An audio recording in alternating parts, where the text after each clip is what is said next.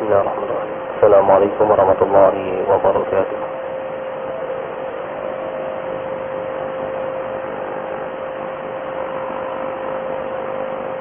Alhamdulillahilladzi syara'a lana dinan qawima wa hadana siratan mustaqima wa fataha quluban ghulfa wa adhanan summa wa alsinatan bakma wa a'yunan amya. Salawatullahi wa salamuh ala hadzal nabiyil karim nabiyina Muhammadin wa ala alihi wa sahbihi ajma'in, amma ba'd. Allahumma bika amsayna wa bika asbahna wa bika nahya wa bika namut wa ilayka al-masir. أمسينا على كتاب الإسلام وكلمة الإخلاص وعلى دين نبينا محمد صلى الله عليه وسلم وعلى ملة أبينا إبراهيم حنيفا وما كان من المشركين. إخوة الإيمان rahimani wa rahmatullah. Sama salat maghrib yang dirahmati Allah Subhanahu wa taala, kaum muslimin dan muslimat. Pendengar setia suara mujahidin, suara PRJ dimanapun Anda berada, rahimani wa rahmatullah. Alhamdulillah, pada malam hari ini dapat bersyukur pada Allah Subhanahu wa taala karena kita masih dikaruniai iman, karunia Islam, demikian juga sehat wal afiyah. Keluarga kita dalam keadaan sehat wal afiyah. Demikian kita mampu melaksanakan kewajibannya pada malam hari ini dengan ringan.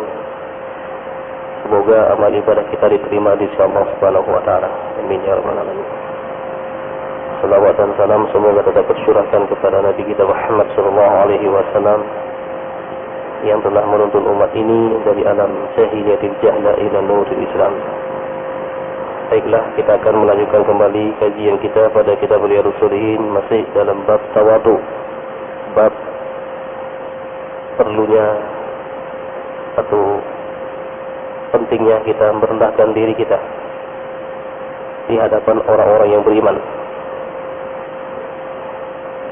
Pada dua kali pertemuan kita telah membahas muqaddimah, itu beberapa ayat yang dinukil oleh Imam Abu Zakaria Asy-Syafi'i. Kita akan melanjutkan melihat hadis-hadis yang dirangkum oleh Imam An-Nawawi. Yang pertama adalah wa an Iyad ibn Hamar, dari Iyad bin Hamar atau Himar radhiyallahu anhu, qala, beliau berkata, qala Rasulullah sallallahu alaihi wasallam, Rasulullah sallallahu alaihi wasallam bersabda, Inna Allah, sesungguhnya Allah Subhanahu wa taala, auha ilayya, telah mewahyukan kepadaku, an tawadu, untuk senantiasa bertawadu, berlaku tawadu, merendahkan diri, hatta la yafkhara ahadun ala ahad, sehingga seseorang tidak menyombongkan dirinya terhadap orang lain. Wala yanbaghi ahadun ala ahad, dan demikian juga tidak menganiaya seorang muslim yang lainnya. Riwayat Imam Muslim. Allah Subhanahu wa taala pada hadis ini dikatakan oleh Rasulullah sallallahu alaihi wasallam telah mewahyukan kepadanya, kepada Nabi Muhammad sallallahu alaihi wasallam, sebuah kalimat yang sangat pendek tapi memiliki makna yang sangat luar biasa. Kalimat tersebut adalah an-tawadu, untuk senantiasa merendahkan diri di hadapan sesama orang-orang yang beriman. Nah, Rasulullah sallallahu alaihi wasallam mencontohkan hal ini. Bahkan beliau tidak segan-segan itu memberi salam kepada anak-anak kecil. Pada saat beliau melewati anak-anak kecil, beliau mengucapkan salam. Ini menunjukkan tentang bagaimana tawadhu'nya Rasulullah sallallahu alaihi wasallam. Beliau tidak pernah menyombongkan dirinya, sekalipun beliau adalah seorang yang dimuliakan oleh Allah Subhanahu wa taala. Dosa-dosanya telah terampunkan. Demikian juga yang akan datang pun diampuni oleh Allah Subhanahu wa taala. Bahkan nanti pada hari kiamat, para nabi tidak mampu memberikan syafaat, kemudian Nabi sallallahu alaihi wasallam lah yang datang menemui Allah Subhanahu wa taala dan sujud di bawah arasy-Nya. Kemudian pada saat itu mulailah perhitungan atau hisab. Demikian juga Rasulullah sallallahu alaihi wasallam lah yang pertama kali nanti memasuki surga, masuk ke dalam surga. Tapi beliau tidak pernah menyombongkan dirinya. Dari sisi berpakaian pun beliau sederhana. Ketika beliau bergaul pun beliau tidak pernah memilah-milah dengan siapa dia bergaul. Jadi senantiasa dia bergaul dengan sahabat-sahabatnya. Bahkan para sahabat-sahabatnya mengatakan Rasulullah itu adalah sangat baik dengan saya. Hampir semua. Jadi beliau betul-betul memenuhi keadilan ini. Jadi beliau senantiasa bergaul dengan sahabat dengan sebaik-baiknya. Sehingga beliau dalam sabdanya mengatakan, Innama bu'ithu li'utammima makarimal akhlaq. Bahwasanya aku ini diutus oleh Allah Subhanahu wa taala untuk menyempurnakan akhlak. Tidak mentang-mentang ketika memiliki pengetahuan misalnya, khususnya pengetahuan agama, itu kemudian menyombongkan diri. Atau mungkin yang dia dapatkan tidak sama dengan yang lain, kemudian mengecam saudara-saudara yang lain, mencela saudara-saudara yang lain. Mungkin belum sampai kepadanya hadis atau belum sampai kepadanya dalil-dalil yang patut kita kedepankan di sini pada saat kita menemukan saudara-saudara kita seperti itu adalah innamal mu'minuna ikhwah. Sesungguhnya orang-orang beriman adalah bersaudara. Ketika ini kita kedepankan, kita tidak akan pernah menilai saudara kita itu adalah keliru di hadapan kita. Kita kan kadang-kadang suka mengedepankan dia itu adalah salah. Itu yang kita kedepankan. Dia itu adalah keliru. Ketika kita mengatakan seperti itu, tidak pernah terjadi dialog. Ketika kita sudah mengecap seseorang itu adalah salah, apalagi kita mengatakan bahwa itu adalah ahlul bid'ah, ya, maka ini tidak akan pernah terjadi dialog. Itu saudara saya. Kedepankanlah itu adalah saudara saya. Ia mungkin keliru. Kata Rasulullah SAW, Man shalla salatana wattajha qiblatana fahuwa minna. Siapa yang sholat seperti sholatnya kita, kemudian menghadap kiblatnya juga seperti menghadap kiblat kita, dia adalah saudara saya. Mungkin ada hal-hal yang ketika dia melakukan sesuatu, ada hal yang keliru. Mungkin karena ketidaktahuan, atau mungkin karena dia mengikuti sesuatu yang keliru. Jadi kalau kita mengedepankan sikap toleransi kepadanya, sikap bahwa itu adalah saudara saya, insyaallah ta'ala orang itu akan menjadi baik. Tapi kalau kita mengedepankan sikap arogan kita merasa benar, yang lain adalah salah, ini yang ada pada diri kita adalah kesombongan. Ada pertanyaan-pertanyaan yang kadang-kadang berkembang di masyarakat kita. Pertanyaan itu sesungguhnya pertanyaan yang keliru gitu. Mana yang benar? Sholat tarawih yang 11 atau yang 23? Ini pertanyaan kita. Mana yang benar? Sholat yang 11 apa? Sholat tarawih yang 11 rakaat apa yang 23? Ini pertanyaan yang keliru. Para ulama dulu salafus saleh bertanya, mana yang afdal antara sholat yang 11 rakaat dengan yang 23 rakaat? Al-Imam Ibnu Taimiyah rahimahullah, beliau ini adalah hidupnya dengan di penjara ya. Beliau juga sangat luar biasa membela sunnah. Ketika ditanya pertanyaan mana yang afdal apakah yang 11 rakaat, apa yang 23 rakaat? Ini pertanyaan ulama-ulama dulu, bukan mana yang benar. Kalau mana yang benar, ada yang salah nanti. Yang 11 akan mengecam yang sholatnya 23 rakaat. Yang 23 rakaat pun akan mengecam yang 11. Saling menyalahkan satu dengan yang lain. Karena pertanyaannya sudah keliru. Ya. Nah, sesungguhnya Ibnu Taimiyah mengatakan ketika ditanya seperti itu, beliau mengatakan afdalu indi, yang afdal menurut saya. Gitu. Beliau mengatakan ulul qiyam wa kasratus sujud. Kalau saya sih ditanya seperti itu, saya memilih yang lamanya berdiri ketika membaca Al-Quran dan banyaknya sujud. Berarti rakaatnya banyak gitu ya. Karena masing-masing memiliki dalil. Rasulullah dalam sabda mengatakan, "Wa'alaikum bisunnati wa sunnatil khulafa'ir rasyidin al-mahdiyyin." Hendaklah kalian mengikuti sunnahku dan sunnahnya para khulafa'ir rasyidin. Demikian juga pada saat kita sholat. Pertanyaan kita, mana yang benar, yang nunjuk begini saja atau yang begini-begini? Keliru gara-gara kita pertanyaan. Mana yang benar ketika kita sujud? Tangan dulu atau lutut duluan? Ini pertanyaan yang keliru yang seperti ini. Jadi entah itu lutut duluan ataupun itulah tangan duluan, semuanya ada dalilnya gitu. Karena ulama-ulama dulu sudah berbeda dalam masalah-masalah seperti ini. Ketika kita menemukan sebuah perbedaan-perbedaan, jangan menghukumi hukum mutlak. Hukum mutlak artinya ini yang benar, yang lain berarti salah. Oh, ini yang benar menurut saya ini, saya akan amalkan yang ini. Anda mengamalkan yang itu, yang penting ada dalilnya, tafadhol silakan. Sama juga ketika kita bertanya subuh itu yang benar kunut atau tidak. Ini pertanyaan yang keliru sekali lagi, pertanyaan yang keliru yang seperti itu. Oleh karena itu inilah yang kadang-kadang menyulut konflik ya. Demikian juga ini akan menyebabkan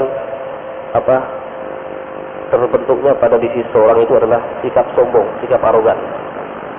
Jadi sikap tidak menghargai orang lain, khususnya adalah dalam masalah-masalah hal yang berbeda. Jadi ketika sesuatu yang berbeda itu adalah ijtihadnya dia, ya sudah dibiarkan. Jadi selama dia tidak keluar dari koridor, selama dia masih sholat menghadap kiblat, ya. Sholatnya tidak menghadap ke timur, tidak menghadap ke utara atau ke selatan. Ya. Baik ikhwatal iman rahimani wa rahmatullah, Nabi SAW pun berpesan kepada kita yang sering kita bacakan hadisnya. Beliau mengatakan ittaqillaha haitsu ma kunta.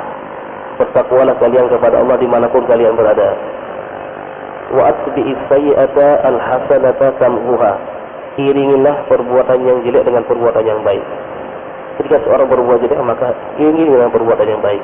Ketika seorang berbuat dosa, maka segeralah beristighfar. Ketika seseorang melakukan kesalahan terhadap orang lain, segeralah meminta maaf. Ketika seseorang mengambil sesuatu yang bukan miliknya, kembalikanlah dengan segera. Kemudian beliau berpesan, wa khaliqin nas bi khuluqin hasanin. Pergaulilah semua manusia dengan akhlak yang baik. Parameter keimanan seseorang diukur dengan akhlaknya. Disebutkan lagi dalam sebuah hadis yang sangat luar biasa, beliau bersabda, riwayat Imam Muslim, akmalul mu'minina imanan ahsanuhum khuluqa. Orang mukmin yang paling baik akhlaknya adalah orang mukmin yang paling sempurna imannya adalah orang mukmin yang paling baik akhlaknya. Jadi ikhwatal iman rahimani wa rahimakumullah, dengan mengedepankan sikap tawadu ini, dengan mengedepankan sikap saudara itu adalah saudara saya, maka di situ akan terjadi dialog antara yang satu dengan yang lain dan tidak akan pernah ada saling menyombongkan diri dengan yang lain. Tidak ada yang meninggi gitu ya. Nah, ini hadis yang pertama. Kemudian hadis yang kedua pada bab ini, hadisnya juga pendek tapi memiliki makna yang luar biasa. Wa an Abi Hurairah, dari Abu Hurairah radhiyallahu anhu, anna Rasulullah sallallahu alaihi wasallam qala, sesungguhnya Rasulullah sallallahu alaihi wasallam bersabda, ma naqasat shadaqatun min malin, tidaklah berkurang harta seseorang itu lantaran disedekahkan. Wa ma zadallahu 'abdan bi afwin illa izzan. Tiadalah Allah Subhanahu wa taala menambah pada seseorang yang suka memaafkan, melainkan kemuliaan yang dia dapatkan. Jadi dia memiliki sikap pemaaf, Allah akan memuliakannya. Sekali lagi, orang yang suka memaafkan orang, Allah akan memuliakan orang itu. Wa ma tawadha'a ahadun lillahi illa rafa'ahu Allah. Tidaklah ada seseorang itu yang bertawadu, yang selalu merendahkan dirinya karena Allah Subhanahu wa taala, kecuali Allah akan angkat derajatnya. Ada 3 hal sini. Yang pertama, pada hadis ini yang diriwayatkan oleh Imam Muslim, jadi Allah Subhanahu wa taala berjanji lewat lisan Nabi sallallahu alaihi wasallam bahwa tidak akan pernah ada harta yang terkurangi karena sedekah itu berkurang. Tidak ada, teman. Rasulullah sallallahu alaihi wasallam tidak pernah ada harta di rumahnya, begitu datang langsung disedekahkan. Tidak pernah Rasulullah SAW tidak pernah menerima harta. Selalu ada yang membawa harta ke rumahnya. Tapi begitu sampai kemudian beliau sedekahkan. Sampai suatu saat dia mengatakan kepada Aisyah, "Ya Aish, hal fi ta'am? Ada makanan hari ini?" Aisyah mengatakan, "La ya Rasulullah, tidak ada makanan hari ini." Kata Rasulullah, "Idzan asum, kalau begitu saya akan puasa." Itu Rasulullah SAW. Kita perhatikan bagaimana yakinnya Abu Bakar As-Siddiq dengan hadis Nabi SAW bahwa Allah berjanji tidak akan pernah mengurangi harta yang disedekahkan sampai beliau menghabiskan semua hartanya untuk sedekah. Tetapi beliau tidak pernah dikatakan fakir, miskin, tidak pernah. Beliau sangat luar biasa. Beliau menginfakkan seluruh hartanya yang dimilikinya. Kalau Umar bin Khattab menginfakkan separuh hartanya. Kalau Abdurrahman bin Auf, saya ingat bagaimana beliau menginfakkan 700 ekor ontanya. Utsman bin Affan juga terkenal dermawan, menginfakkan sekitar 1000 ekor onta. Sangat luar biasa para sahabat-sahabat Rasulullah SAW yang meyakini betul bahwa tidak akan pernah harta seseorang yang dikeluarkan di jalan Allah Subhanahu wa taala itu akan berkurang. Tidak akan pernah sama sekali. Seseorang mengeluarkan 1 saja, itu akan diganti oleh Allah Subhanahu wa taala dengan 10 kali. Masalul ladzina yunfiquna amwalahum fi sabilillahi kamathali habbatin anbatat sab'a sanabila fi kulli sunbulatin mi'atu habbah wallahu yudha'ifu liman yasha. Perumpamaan orang-orang mensedekahkan hartanya 1 saja, itu ibarat orang menanam 1 biji, kemudian dari biji ini tumbuh 7 tangkai. Dari masing-masing tangkai ini tumbuh menjadi mi'atu habbah, 100 biji ini. 100 kali 7 berarti 700. Akan dilipat gandakan menjadi 700 kali lipat. Kalau kita hanya bersedekah hanya 1 saja. Misalnya kita bersedekah 100.000, Allah akan ganti lebih banyak daripada itu. Coba bisa dibuktikan. Bagaimana Ustaz Yusuf Mansur ya, kemana-mana selalu membawakan bagaimana keajaiban sedekah ini. Ya tentunya kita tidak mengharapkan apapun kecuali dari Allah Subhanahu wa taala. Wala tamnun tastakthir. Janganlah kamu memberi sesuatu untuk mengharapkan sesuatu yang banyak. Kita hanya berharap kepada Allah Subhanahu wa taala. Dengan harta yang kita keluarkan sudah kita ikhlaskan karena Allah Subhanahu wa taala. Suatu saat Allah akan memberikan harta itu kepada kita. Mungkin tidak sampai 1 bulan. Allah akan mengembalikan harta itu dengan lebih banyak lagi. Itu bisa dicoba ya. Jadi pernah kita sampaikan lewat mimbar ini, ada seorang mahasiswa yang mengeluh setiap bulan kehabisan uang bekalnya. Jadi setiap bulan dikirimi uang 300. Habislah. Dia hidup di kota Surabaya ini dengan 300 uang, 300.000, mana untuk bayar ini, bayar itu. Kemudian ketika dia mendengarkan sebuah ceramah bahwa Allah Subhanahu wa taala tidak akan pernah mengurangi harta yang disedekahkan, jadi setiap dikasih 300.000 dia sedekahkan 10.000. Masya Allah, luar biasa. Mulai saat itu dia tidak pernah kekurangan uang, tidak pernah kekurangan harta. Ini bisa dicoba nih. Jadi sangat luar biasa. Jadi seseorang yang senantiasa mendermakan harta di jalan Allah Subhanahu wa taala, fisabilillah, Allah Subhanahu wa taala akan menggantinya. Mungkin diganti secara langsung atau juga mungkin dalam bentuk yang lain. Keluarganya dalam keadaan sehat walafiat, tidak pernah tertimpa musibah. Jadi Allah Subhanahu wa taala mengganti dengan bentuk-bentuk yang lain. Dia ketika kemanapun dia dalam keadaan selamat. Suatu saat dia akan ketika mengalami musibah, Allah selamatkan. Mungkin dari harta-harta yang dia keluarkan karena Allah Subhanahu wa taala. Ini yang pertama. Kemudian yang kedua, pada hadis ini Allah Subhanahu wa taala berjanji lewat lisan Nabi sallallahu alaihi wasallam, "Wa ma zadallahu 'abdan bi'afwin illa izzan." Tidaklah seseorang itu suka memberi maaf kepada orang lain kecuali Allah Subhanahu wa taala akan menambah kemuliaan bagi dia. Kita masih ingat bagaimana kisah seorang yang sampai 3 kali dikabarkan masuk surga. Ada seorang yang masuk ke masjid. Ketika itu Rasulullah SAW sedang memberikan tausiah. Rasulullah tiba-tiba mengatakan, perhatikanlah, wahai saudara-saudaraku, ada salah satu penduduk surga akan masuk ke masjid ini. Ada seorang pemuda, dia sholat 2 rakaat, kemudian mengikuti tausiahnya Rasulullah SAW. Para sahabat pun melihat biasa-biasa saja. Dilihat saja. Kemudian pada hari kedua, Rasulullah SAW mengatakan, perhatikanlah wahai saudara-saudaraku, ada salah satu dari penduduk surga akan masuk ke masjid ini. Para sahabat pun memperhatikan, oh ternyata orang itu. Belum ada tergerak di hati para sahabat untuk menanyakan kenapa sih orang itu. Kemudian pada hari ketiga, Rasulullah SAW mengatakan, perhatikanlah wahai sahabat-sahabatku, ada salah satu penduduk surga akan masuk ke masjid ini. Ternyata yang masuk juga pemuda itu. Kenapa para sahabat-sahabat tidak memperhatikannya? Ya, dia bukan pejabat. Dia orang sipil, orang biasa. Rakyat biasa. Bukan pemimpin, bukan presiden, bukan menteri, bukan gubernur, bukan bupati, bukan wali kota, bukan camat. Orang biasa saja. Kemudian baru ada seorang sahabat yang penasaran. Diselidikilah ke rumahnya. Apa sih amalan orang ini? Jika dikatakan oleh Rasulullah SAW, dia adalah salah satu penduduk surga. Selama 3 hari dia nginep di rumahnya, dia tidak menemukan amalan apapun kecuali sama dengan dia yang dia lakukan. Ya sholat biasa. Sholat malam biasa. Menjalani kehidupan aktivitas sehari-hari biasa-biasa saja, tidak ada yang istimewa.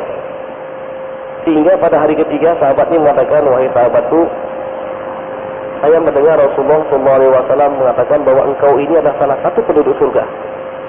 Apa sih resepnya? Barangkali Anda bisa berbagi kepada kami. Kemudian sahabat ini mengatakan, saya tidak memiliki amalan apapun. Ya sebagaimana biasa yang Anda lihat, enggak mungkin ada sesuatu yang istimewa. Kemudian setelah didesak dengan pertanyaan, dia mengatakan mungkin. Dia mengatakan mungkin saja. Jadi masukan itu adalah ini. Jadi ketika saya tidur di malam hari, saya sudah memaafkan kesalahan-kesalahan saudara saya. Barangkali pada siang hari dia pernah melakukan kesalahan kepada saya, baik disengaja maupun tidak sengaja, saya telah memaafkan. Bahkan saya doakan, ya Allah, saya rela ya Allah, saya telah memaafkannya. Ampunilah dosa-dosanya ya Allah. Jadi dengan itu, ketika dia tidur, dia dalam keadaan tenang. Insyirahus sadr. Jadi kelapangan dada. Suka memberi maaf. Itulah yang menyebabkan dia menjadi salah satu penduduk surga. Orangnya masih hidup, tapi sudah dikabarkan dia adalah salah satu penduduk surga. Apakah amalannya yang lain hebat? Tidak, biasa-biasa saja. Tetapi dia adalah orang yang suka memberi maaf. Orang lain belum meminta maaf, dia sudah maafkan. Nah, mampukah kita seperti itu? Rasulullah mengatakan dalam sebuah hadis, makna silaturahim itu kata Rasulullah, sil man qata'ak. Sambungkanlah silaturahim itu bagi orang yang telah memutuskan hubungan dengan Anda. Ini mungkin sulit ya. Kalau yang sudah biasa-biasa, kita biasa silaturahim, tapi orang yang memutus hubungan dengan kita disuruh silaturahim. Itulah makna silaturahim. Yang kedua kata Rasulullah SAW, aku man ghadabat. Ini maafkanlah orang yang memarahi Anda. Orang lain marah kepada kita, maafkan dia katanya. Karena ada orang kalau dimarahi sama marah. Maafkan orang lain itu yang memarahi kita, berikan maaf. Ini mungkin juga sulit, tapi itulah yang dituntut dalam agama ini. Kemudian beliau mengatakan, a'ti man haramat. Berikanlah kepada orang yang tidak pernah memberi kepada Anda. orangnya pelit, orangnya kikir, bedit, tapi kita suruh memberi dia. Oh, ini sulit lah ya. Sulit semua. Yang pertama, orang yang memutuskan hubungan dengan kita suruh menyambung silaturahim. Yang kedua, orang yang suka memarahi kita suruh memaafkan. Kemudian yang ketiga adalah orang yang tidak pernah memberi, orang kikir, kita suruh memberi dia.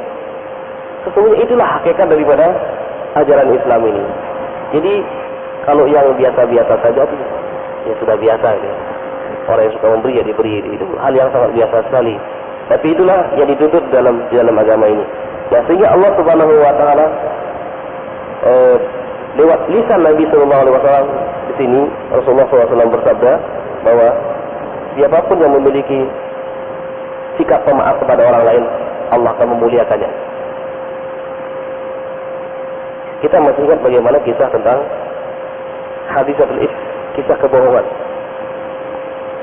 yang pernah menimpa keluarga Rasulullah Shallallahu Alaihi Wasallam. Yang pada saat itu istri beliau dituduh berbuat zina, sehingga banyak orang yang menyebarkan fitnah ini, sehingga Abu Bakar As-Siddiq pun ketika itu marah kepada orang yang menyebarkan fitnah ini. Jadi pada saat itu ketika marah, dia mengatakan saya tidak akan pernah memberi bantuan lagi kepada Mistah. Mistah ini pernah dibiayai oleh Abu Bakar As-Siddiq. Nah kemudian disebutkan dalam surah An-Nur, ya, nanti bisa dibaca kisahnya sangat jelas sekali. Yang ditegur bukan orang yang menyebarkan fitnah, tapi Abu Bakar As-Siddiq. Kata Rasulullah, ya Abu Bakar, ketika engkau sabar dengan kemarahanmu, maka malaikat senantiasa menemanimu.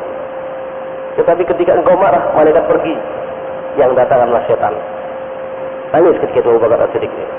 Sehingga Abu Bakar As-Siddiq kemudian memaafkan Mistah, demikian juga memberi sesuatu. Jadi tidak hanya sudah memaafkan, tapi diberikan sesuatu. Jadi dia berjanji tidak akan pernah lagi menahan bantuannya kepada Mistah. Jadi itulah sahabat Nabi Sallallahu Alaihi Wasallam, Abu Bakar As-Siddiq, yang pada saat itu adalah putrinya difitnah, kemudian dia marah, kemudian Allah Subhanahu Wa Taala menegur, dan Abu Bakar As-Siddiq pun menarik omongannya dan memaafkan orang-orang yang menyebarkan fitnah tersebut. Baik, ikhwatal iman rahimani wa rahimakumullah, sehingga Allah Subhanahu Wa Taala memuliakan Abu Bakar As-Siddiq dan salah satu dari sahabat Nabi yang nanti akan masuk surga dari pintu mana yang ia sukai. Yang terakhir adalah wa ma tawadu'a ahadun billahi illa rafa'ahu Allah. Tidaklah seseorang itu merendahkan dirinya terhadap orang lain karena Allah Subhanahu Wa Taala, kecuali Allah Subhanahu Wa Taala akan meninggikan derajatnya. Jadi yang ketiga ini adalah Rasulullah Sallallahu Alaihi Wasallam mengajarkan kepada kita jangan sampai kita melakukan kesombongan terhadap orang lain. Disebutkan di sini oleh Syekh Utsaimin rahimahullahu taala al-makna, jadi maknanya di sini adalah al-makna al-awwal an tatawadhu'a li dinillah fala tataraffa 'an ad-din wa la tastakbir anhu wa an ada'i ahkamihi. Jangan sampai, hendaklah kalian tawadu di dalam menjalankan perintah-perintah Allah, menjalankan agama Allah, dan jangan sampai kalian meninggi, merasa sombong, merasa benar ketika melaksanakan hukum-hukum Allah Subhanahu wa taala, merasa benar kemudian merendahkan yang lain. Yang kedua adalah an tatawadha li ibadillahi min ajlillah. Senantiasa merendahkan dirinya terhadap hamba-hamba Allah karena Allah Subhanahu wa taala. La khaufan minhum, bukan karena takut dengannya. Bukan karena takut dengan sesama kaum muslimin, tapi tawadu. Wala raja'a lima indahum. Dia merendahkan dirinya bukan semata-mata mengharapkan apa yang dimilikinya supaya diberikan sesuatu. Walakin lillahi azza wa jalla, agar tapi hanya yang dia lakukan itu adalah karena Allah Subhanahu wa taala. Wal ma'nayani sahihani, kata Ibnu Utsaimin. Kedua makna ini adalah benar. Faman tawadhu'a lillahi, siapa yang tawadu karena Allah Subhanahu wa taala, rafa'ahu Allah azza wa jalla fid dunya wa fil akhirah. Allah Subhanahu wa taala akan mengangkat derajatnya baik di dunia ini maupun di akhirat kelak. Pada lima rahimani wa rahimakumullah, mungkin ini yang dapat disampaikan pada kesempatan yang berbahagia ini. Masih ada waktu, kita berikan kesempatan kepada para jamaah, barangkali ada yang ingin menambah atau ingin bertanya, tafadhol. Silakan, Mas.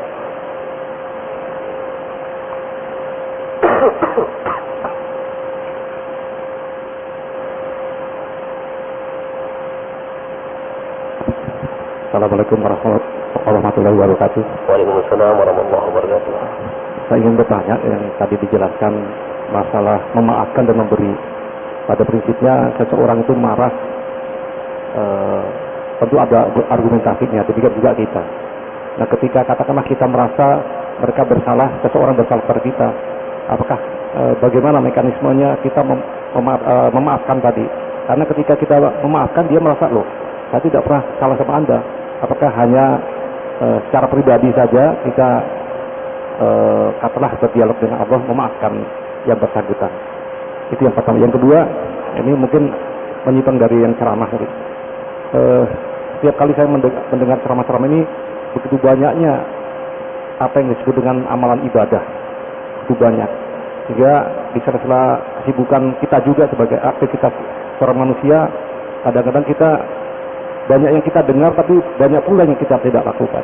Apakah ada semacam skala prioritas yang bisa kita lakukan? Kira-kira ibadah mana yang semestinya kita lakukan di tengah-tengah kesibukan kita? Mungkin tambahan satu lagi, seperti contohnya sholat, puasa Senin Kemis. Kan kita juga suatu ketika berhalangan untuk melaksanakan.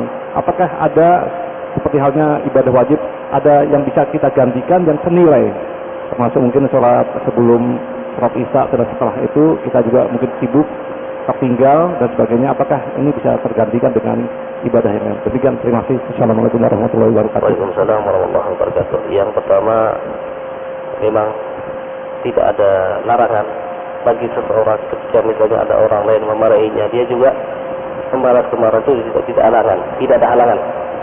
Jadi ketika ada orang berbuat jahat kepada kita, kita pun tidak ada halangan untuk membalasnya. Tapi yang paling mulia adalah pada saat seseorang yang ketika itu adalah dia marah tapi mampu menahan amarahnya, itu lebih baik, lebih mulia. Disebutkan dalam sebuah hadis bahwa laisa syadidu bisur'ah. Orang yang kuat itu adalah bukan orang yang kuat dalam bergulat, menahan gulat. Wa innamas syadidu alladhi yamliku nafsahu indal ghadab. Orang yang kuat itu adalah orang yang mampu menahan dirinya pada saat dia mampu marah. Maka dia mampu marah tapi dia mampu menahan dirinya. Sehingga Allah Subhanahu wa taala abadikan di dalam firman-Nya dalam surah Al-Imran, wal kadhimina al-ghayza wal 'afina 'anil nas. Jadi orang-orang yang kadhimina al-ghayz itu mampu menahan amarahnya pada saat dia mampu untuk marah. Bahkan memaafkan, wal 'afina, dan memaafkan manusia. Bahkan bukan memaafkan, berbuat baik kepada orang itu.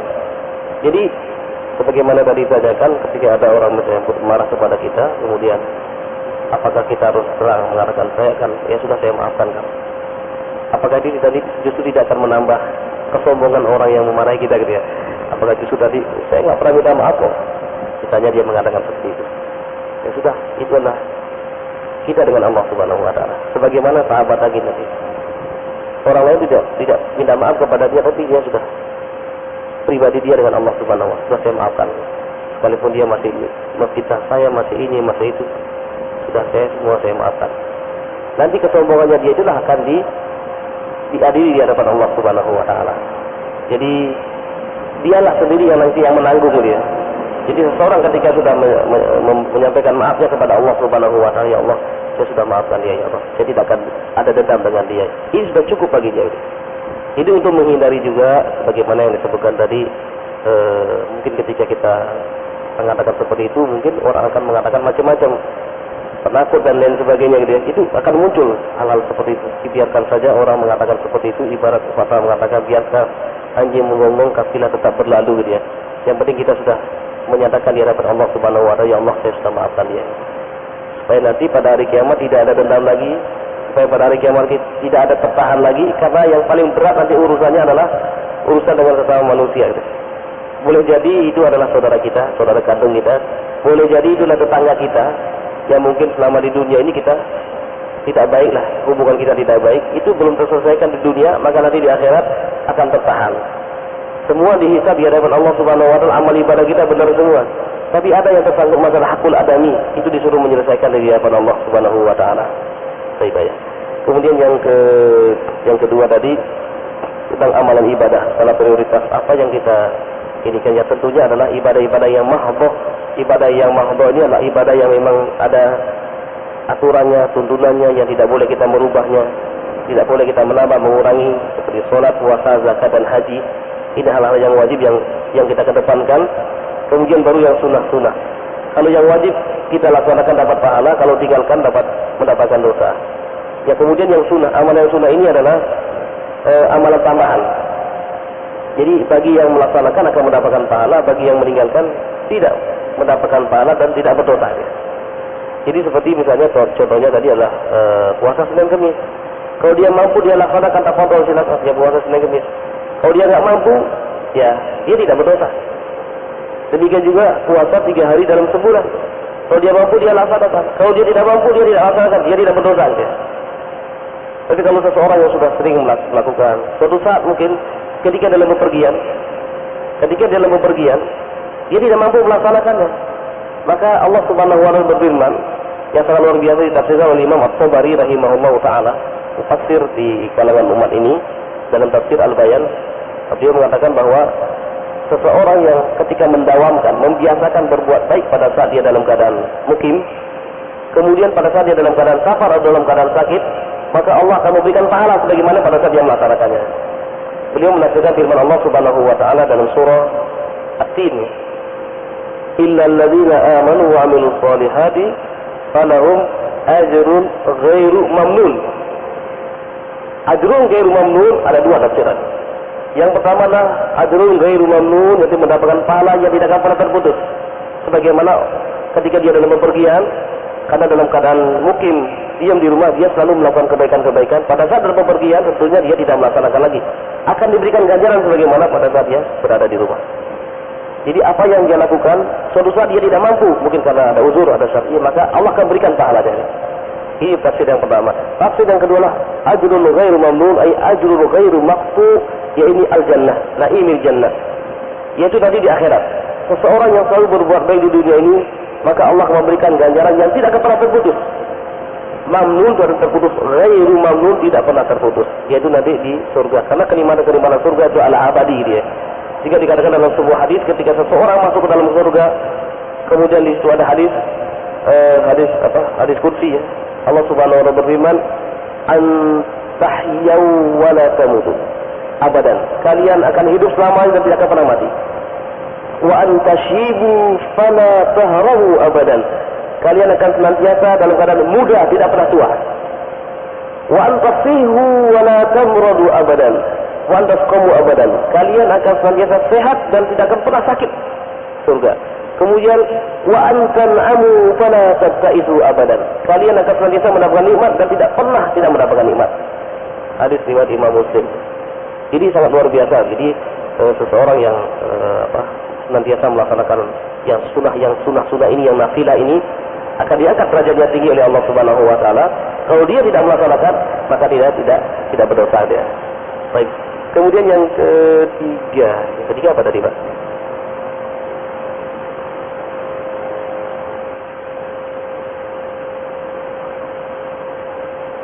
Ya.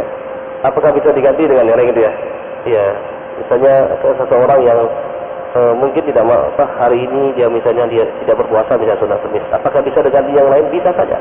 Dengan memperbanyak sedekah, dengan memperbanyak qiraatul Qur'anul Karim, dengan memperbanyak berzikir, masih banyak Pak ibadah-ibadah yang bisa lakukan di mana saja kita bisa melaksanakan. Itu yang disebut dengan ibadah ghairu mahdhah, ibadah yang kita bebas melakukannya. Jadi selama tidak keluar dari koridor. Kita sampai menyetir mobil membaca subhanallah bihamdi subhanallahil azim. Kita misalnya sampai di mana saja kita membaca la ilaha illallah, membaca la haula wala quwwata illa billahil aliyil azim. Baca Quran di mana saja gitu.